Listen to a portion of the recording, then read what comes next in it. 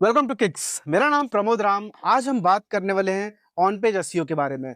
हमने इसके पहले keyword research, introduction to SEO, ये सारे हमने कवर किए। उसके बाद में कीवर्ड रिसर्च जैसे ही आपका कंप्लीट हो जाता है, आपका सबसे इंपॉर्टेंट पार्ट आता है ऑन पेज एसईओ। तो ऑन पेज एसईओ जो है वो क्या है, उसके बारे में आज हम लोग जानते हैं। अब ऑन पेज एसईओ मींस जो भी आप अपने वेब पेज पे चेंजेस कर रहे हैं उसे कहते हैं ऑन पेज एसईओ। अब ऑन पेज एसईओ करने के लिए आपके पास क्या क्या हैंडी होने चाहिए। सबसे पहले इंपॉर्टेंट है आपका कीवर्ड्स। तो कीवर्ड अगर आपका रेडी है, उसके बाद में आप ऑन पेज एसईओ स्टार्ट कर सकते हैं। ऑन पेज एसईओ में सबसे पहले क्या आएगा, आप कोई भी अगर पेज ओपन करते हैं, सबसे पहले आपको क्या दिखता है, वो दिखता होगा एक हेडिंग। सबसे पहले आपको दिखता है हेडिंग। पेज का हेडिंग जो है वो आपको किस टैग में रखना है, वो आपको H1 टैग में रखना है। तो H1 टैग, अभी H1 टैग मींस देखिए कैसे हेडिंग्स जो है उसके डिफरेंट टैग्स होते हैं। H1 टू H6 तक है, जो कि आप यूज कर सकते हैं जब भी आपको हेडिंग ऐड करना होगा अपने वेब पेज पे। तो पेज के मेन हेडिंग के लिए आप यूज कर सकते हैं H1 टैग। और इसका आइडियल लेंथ क्या है। अब बोलेंगे आप आइडियल लेंथ मींस इसमें आइडियल लेंथ क्या होता है। देखिए कैसा, कभी कभी गूगल क्या करता है, आपका पेज का एसईओ टाइटल ना उठाकर पेज का टाइटल ही उठा लेता है। तो पेज का टाइटल आप इस तरह से रखें ताकि वो गूगल के सर्च स्निपेट में अच्छी तरह से विजिबल रहे। बट ये सर्च स्निपेट्स क्या है, अब सर्च स्निपेट जानने के लिए हमारा नेक्स्ट वीडियो देखिएगा। आने वाले वीडियोस में हम सर्च स्निपेट्स को भी अच्छी तरह कवर करेंगे और उसे किस तरह से ऑप्टिमाइज करना है उसके बारे में बात करेंगे।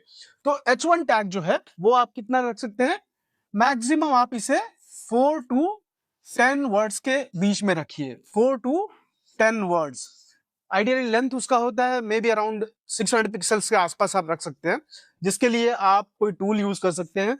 कौन से टूल्स है वो भी हम अपने सर्च स्निपेट्स वाले वीडियो में बात कर लेंगे कि सर्च स्निपेट ऑप्टिमाइज करने के लिए आपको कौन से टूल्स यूज करने चाहिए। तो पेज हेडिंग आपने समझ लिया कि पेज हेडिंग आपको किस टैग में रखना है, वो आप H1 टैग में रख सकते हैं। अब पेज हेडिंग होने के बाद में सबसे पहले क्या आएगा, आपके पूरे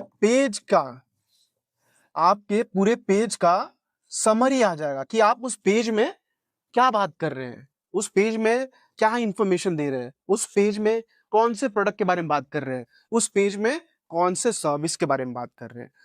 तो उसके बाद में जैसे आपका पेज हेडिंग कंप्लीट होता है, उसके बाद में आप उसका समरी डाल सकते हैं, may be around 3 to 4 lines. ज्यादा बड़ा रखने की जरूरत नहीं है, बिकॉज ये जो है आपका अबाउट द फोल्ड, मतलब कि जैसे आपका कोई भी वेबसाइट ओपन करता है तो उनके स्क्रीन पे क्या दिखता है। मे बी मोबाइल डिवाइस भी आप जब ऑप्टिमाइज करें तो ध्यान रखें कि मोबाइल डिवाइस में भी आपका जो पेज हेडिंग है और प्लस जो समरी है वो प्रॉपरली विजिबल हो। अलॉन्ग विथ आप एक कॉल टू एक्शन डाल सकते हैं, जैसे कि click here to know more, या तो view our products, view our services, या फिर आप यूज कर सकते हैं जैसे कि बुक नाउ। कोई भी अगर आपको सपोज आपका कोई प्रोडक्ट है, या फिर आप कोई होटल आपका है सपोज, तो होटल के रूम बुक करने हैं तो उसमें बुक नाउ का ऑप्शन यूज कर सकते हैं। तो सीटीए डिफरेंट टाइप्स के हो सकते हैं। तो जैसा आपका जो सीटीए होगा, कॉल टू एक्शन होगा, वो आप यूज कर सकते हैं जो कि आपके कन्वर्जन चैनल में एंटर कराता हो यूजर को। ठीक है, तो आपने समझा कि अबाउट द फोल्ड में क्या क्या होता है। पेज हेडिंग होता है जिसमें जो कि आप H1 टैग में यूज कर सकते हैं। फिर बाद में पूरे पेज का समरी होता है, 3 से 4 लाइन में आप समरी उसका बना सकते हैं।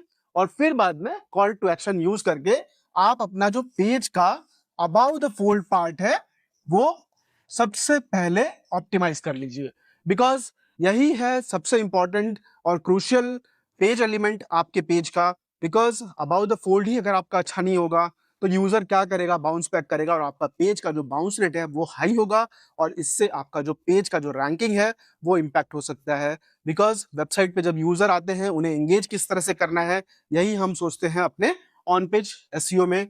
और सबसे इंपॉर्टेंट होता है आपका about the fold part, because ये रीड करने के बाद ही कोई भी यूजर एक्शन लेता है, may be call to action पे क्लिक कर देवे और आपके कन्वर्जन चैनल में सीधा एंटर कर लेता है, या तो वो नीचे मूव करेगा उसे और रीड करने के लिए। तो किस तरह से अपने पेज को एंगेजिंग बनाया जाए वो हम सब समझते हैं अपने ऑन पेज एसईओ चैप्टर में।